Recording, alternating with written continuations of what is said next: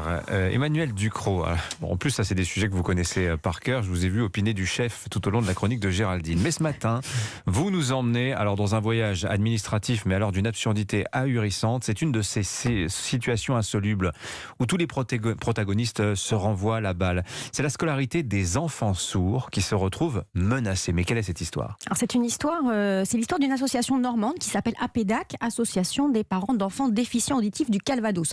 Une association qui a près de 40 ans et son objectif, c'est de salarier des codeurs. Alors il faut que je vous explique un peu ce que sont les codeurs. Oui. Ce sont des aidants qui sont formés à Bac+3, il y a un diplôme pour ça.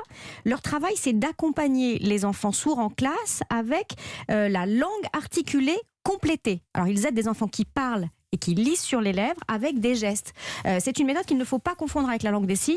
Là, ils traduisent, ils appuient les propos du professeur et puis tout le reste autour. Les blagues des copains, ça permet aux enfants sourds d'être dans un bain sonore. Ils sont les oreilles des enfants sourds 12 à 15 heures par semaine. APEDAC emploie comme ça 8 codeurs qui aident 18 enfants de la maternelle au lycée et jusqu'à l'alternance. Ce ne sont donc pas des informaticiens, nos codeurs. Rien à voir.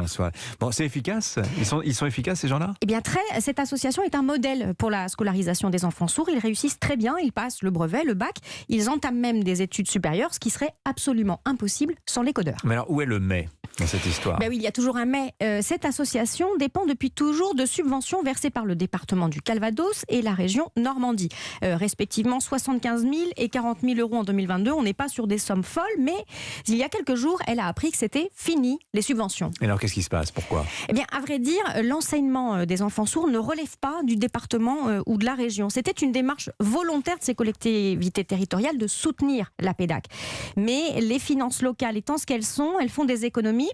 Le département explique qu'il alerte depuis 2017 sur le fait qu'il veut arrêter cette subvention, qu'il a multiplié les courriers au ministère de l'Éducation, au rectorat et même à l'Agence régionale de santé pour trouver un relais à son financement. Ils ont sonné à toutes les portes. Ils ont sonné à toutes les portes et tout le monde se renvoie la balle et personne ne répond à l'APEDAC. Bon, c'est un vrai sac de nœuds, cette histoire-là. Eh bien oui, les enfants sourds sont dans un angle mort des dispositifs d'aide.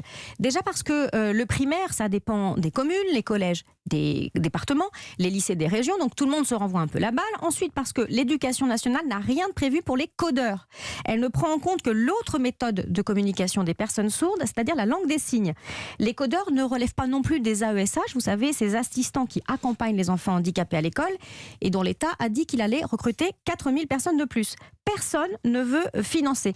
Une responsable de formation m'a dit hier cette phrase qui m'a crevé le cœur. Vous savez, les enfants sourds ne font pas de bruit, ils ne perturbent pas la classe. C'est facile de les ignorer, on les laisse simplement dans un coin. Bon, conséquence de cette histoire ? Eh bien, 18 gamins qui se retrouveront à l'école en silence à la rentrée de janvier.